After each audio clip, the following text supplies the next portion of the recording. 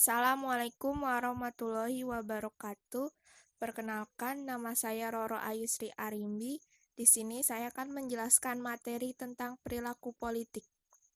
Perilaku politik menurut Ramlan Subakti tahun 1992 merupakan tindakan atau kegiatan seseorang atau kelompok dalam kegiatan politik.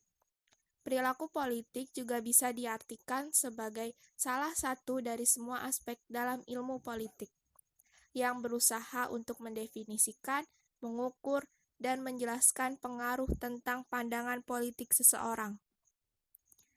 Perilaku politik juga merupakan interaksi antara pemerintah dan masyarakat dalam rangka proses pembuatan pelaksanaan dan penegakan keputusan politik. Perilaku politik juga meliputi tanggapan internal seperti persepsi, sikap, orientasi, dan keyakinan, serta tindakan-tindakan nyata seperti pemberian suara, protes, dan sebagainya. Baik, saya akan menjelaskan faktor yang mempengaruhi perilaku politik. Perilaku politik juga mempunyai faktor yang bisa mempengaruhi seseorang dalam berperilaku politik. Di antaranya adalah, yang pertama itu, struktur kepribadian yang tercermin dalam sikap individu secara pribadi. Maksudnya itu, dalam berperilaku politik akan memunculkan struktur kepribadian seseorang yang akan tercermin dari sikap seseorang itu sendiri secara pribadi. Yang kedua itu, lingkungan sosial politik tak langsung. Menurut saya, lingkungan sosial politik itu yang tak langsung itu tidak dapat kita rasakan, tetapi kita dapat memuat berbagai informasi di dalamnya. Contohnya itu dari adanya sistem politik, sistem ekonomi, sistem budaya, dan media massa. Seperti apabila kita sedang menonton televisi tentang berita-berita di televisi, kita tidak dapat merasakan apa yang terjadi dengan berita tersebut, tapi kita dapat mendapatkan informasi-informasi dari media massa tersebut.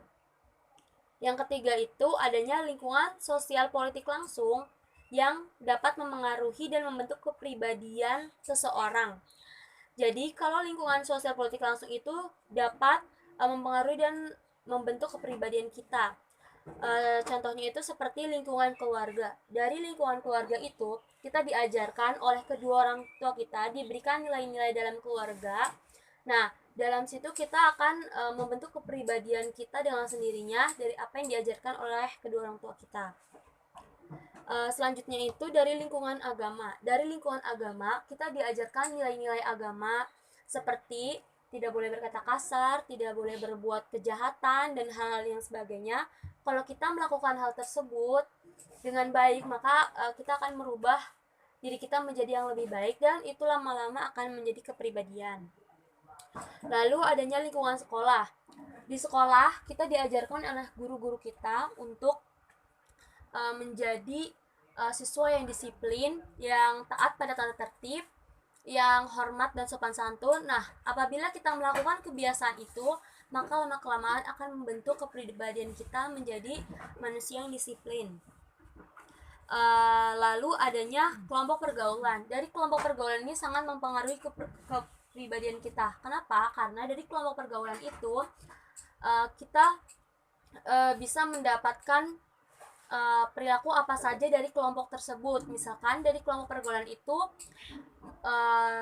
berisi tentang kebaikan-kebaikan di dalamnya, bagaimana merubah diri kita menjadi orang yang lebih baik, maka otomatis kepribadian kita itu akan mengikuti dari kelompok pergaulan kita. Tapi sebaliknya, apabila kelompok pergaulan kita itu mengajarkan yang tidak baik, maka kepribadian kita akan terbentuk seperti dari kelompok pergaulan tersebut.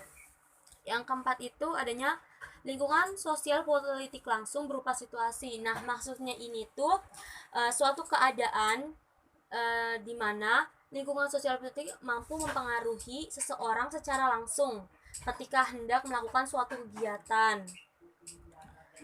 Nah, yang kelima ini basis fungsional sikap. Basis fungsional sikap ini maksudnya itu sikap individu yang dikembangkan untuk memenuhi berbagai kebutuhan fungsional atau tujuan individu. Nah, mencangkup adanya kepentingan, penyesuaian diri, eksternalisasi, dan pertahanan diri. Sekian dari saya. Selanjutnya dilanjutkan oleh teman saya. Dan selanjutnya ada sifat dan definisi partisipasi politik. Secara umum, partisipasi politik adalah segala aktivitas yang berkaitan dengan kehidupan politik, yang mana ditujukan untuk mempengaruhi pengambilan keputusan, baik secara langsung maupun tidak langsung, yaitu dengan cara yang legal, konvensional, damai, ataupun memaksa.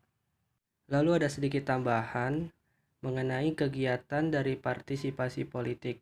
Yang pertama, menggunakan hak suara atau hak memilih saat pemilu. Jadi, ketika pemilu tiba, partisipasi politik dapat menggunakan hak pilih di tempat pemungutan suara atau TPS di daerah tertentu. Lalu yang kedua, seorang partisipasi politik dapat menjadi pejabat negara atau wakil rakyat. Namun, tidak mudah untuk dilakukan karena membutuhkan proses yang panjang.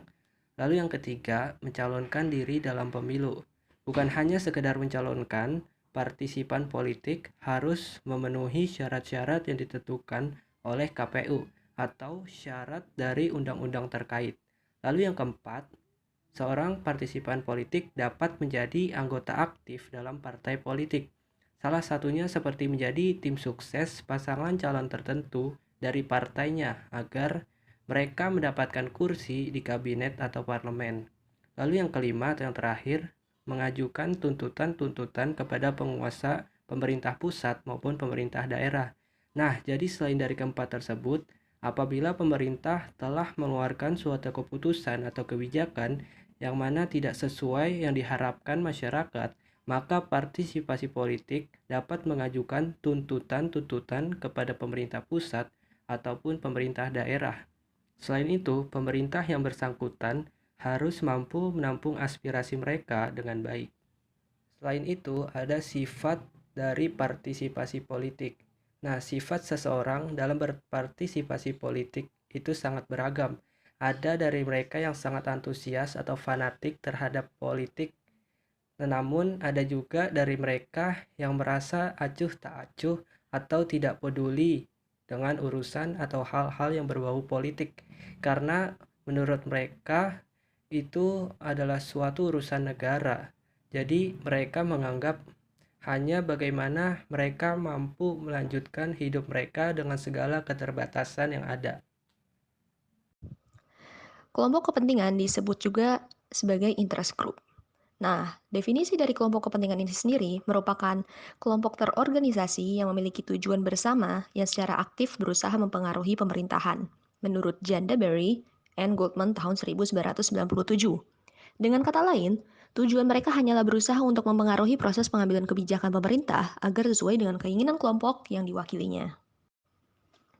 Dalam prakteknya, ada berbagai macam tipe kelompok kepentingan yang beroperasi dalam masyarakat, di mana masyarakat ini juga berusaha mempengaruhi kebijakan pemerintah. Sebagai masyarakat dan sebagai pemain non-pemerintah, mereka berupa kelompok profesional, persatuan buruh, pedagang, pengusaha, organisasi keagamaan, persatuan, organisasi mahasiswa, lembaga pemikiran, asosiasi cendekiawan, keturunan, organisasi berbasis etnik, daerah, dan lain-lain. Karena keberagaman kelompok kepentingan ini, Gabriel A. Almond dan Bingham G. Powell dalam buku Comparative Politics Today, A Worldview tahun 1992, membagi kelompok kepentingan menjadi 4 kategori, yaitu ada kategori anomik, lalu ada kategori non-asosiasional, ada kategori institusional atau kelembagaan, dan yang terakhir ada kategori asosiasional. Pertama, kelompok kepentingan anomik. Kelompok kepentingan anomik biasanya muncul secara kebetulan, atau dalam bahasa Inggrisnya incidental or temporary, yang bersikap informal. Biasanya kelompok anomik muncul karena ada isu tertentu. Anggotanya muncul dan menghilang tidak tertentu, bekerja tidak teratur, sifatnya spontan, terbatas, dan seketika. Kelompok ini memiliki tingkat kemampuan komunikasi politik yang rendah dengan keanggotaan yang longgar, dan dalam rangka untuk menanggapi insiden tertentu. Kelompok ini menjadi sebuah terobosan untuk sistem politik yang berhubungan dengan isu-isu tertentu yang boleh jadi merespon terhadap sikap frustasi tertentu, sehingga melahirkan demonstran dan mungkin bisa berujung pada kerusuhan. Namun, jika kelompok anomik ini aspirasinya didengar oleh pemerintah, maka biasanya kelompok ini akan bubar. Beberapa contoh kelompoknya adalah persatuan pedagang yang akan digusur, dan kemudian persatuan pedagang ini bersatu ketika ingin digusur dengan melakukan demo, dan ketika akhirnya batal untuk digusur, kelompok pedagang akan menghilang saat aspirasinya terpenuhi. Juga ada warga-warga di kampung pulau yang rumahnya tergusur dan mereka juga melakukan tindakan demonstrasi dan ketidaksetujuan ketika rumahnya digusur.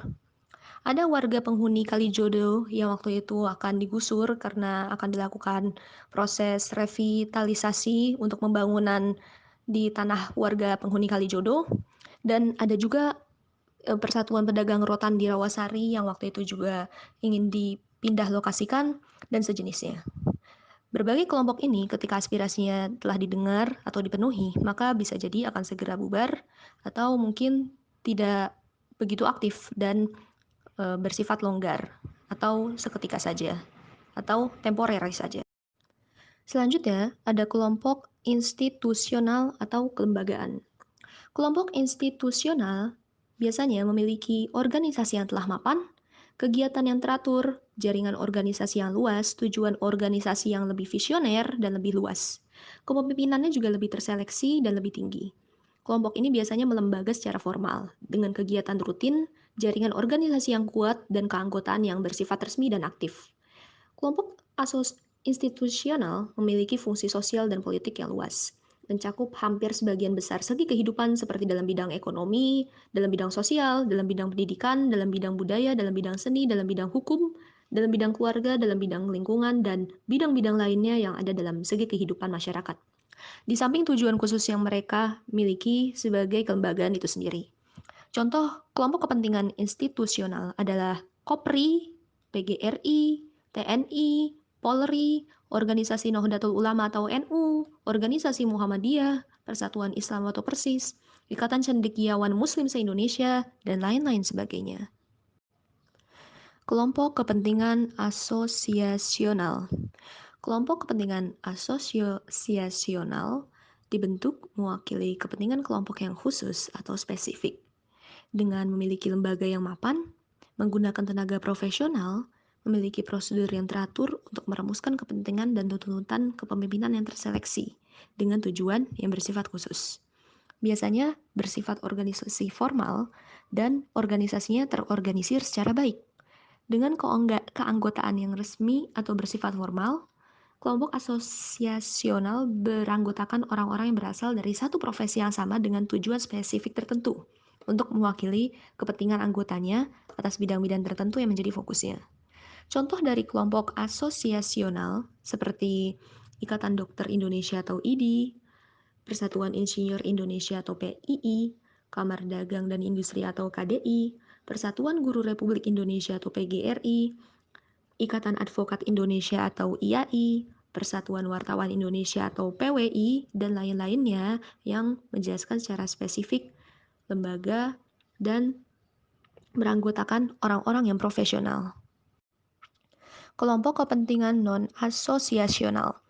Kelompok kepentingan non-asosiasional merupakan kelompok kepentingan yang bersifat informal yang memiliki lembaga atau organisasi yang agak sedikit mapan atau mungkin semi-informal. Anggotanya biasanya berasal dari faktor-faktor yang mencakup kelompok keturunan, etnik, regional, agama, status, dan kelas sosial, dan tidak ada unsur untuk memilih menjadi anggota. Karena itu biasanya untuk menjadi anggota hanya berdasarkan faktor kelompok keturunan, etnik, regional, agama, status, kelas sosial, dan lainnya yang serupa. Beberapa contoh kelompok kepentingan non-asosiasional seperti Persatuan Warga Batak di Jakarta, Persatuan Mahasiswa Papua di Jakarta, Trah Keluarga Mangkunegaran, Ikatan Warga Yogyakarta di Bandung, Ikatan Warga Dayak se-Kalimantan, Ikatan Saudagar Bugis, alumni ITB, alumni UNJ, alumni pendidikan, Lemhanas, alumni Pondok Pesantren Gontong, kelompok arisan keluarga, kelompok arisan kantor, kelompok arisan kampung, dan kelompok-kelompok lainnya yang serupa. Oke, di sini saya akan menjelaskan tentang peran kelompok kepentingan. Yang pertama itu membantu individu untuk mengambil tindakan terhadap isu-isu tertentu sehingga dapat menjadi perhatian umum. Nah, itu biasanya terjadi ketika ada isu-isu penting yang memang butuh perhatian umum gitu. Nah, yang kedua ini kelompok kepentingan memberikan peluang bagi anggotanya untuk berpartisipasi dalam proses politik. Nah, ini yang biasanya dilakukan ketika pemilu, ketika pilkada gitu. Beberapa kelompok kepentingan seperti partai dan pembantu-pembantunya itu memberikan peluang bagi anggotanya untuk berpartisipasi dalam proses politik tersebut. Nah, yang ketiga ada kelompok kepentingan dapat menjadi evaluator atau pengawas terhadap program-program pemerintah. Ini juga ada contohnya, yaitu seperti organisasi kampus atau serikat-serikat buruh yang menjadi mengevaluasi program-program pemerintah. Nah, yang keempat ini ada mendorong demokrasi yang sehat dalam membuka jalan alternatif untuk partisipasi politik dan memberikan edukasi politik. Serta yang kelima, menjadi kekuatan politik yang nyata, menggeser peran partai politik yang terlalu umum dalam representasinya sebagai kepentingan yang lebih spesifik. Ini kepentingan yang lebih spesifik itu seperti serikat-serikat pekerja yang membawahi para pekerja, serikat-serikat pengusaha yang membawahi para pengusaha gitu. Jadi tidak selamanya itu harus ke partai politik. Terima kasih itu dari saya, dan ini mungkin jadi yang terakhir.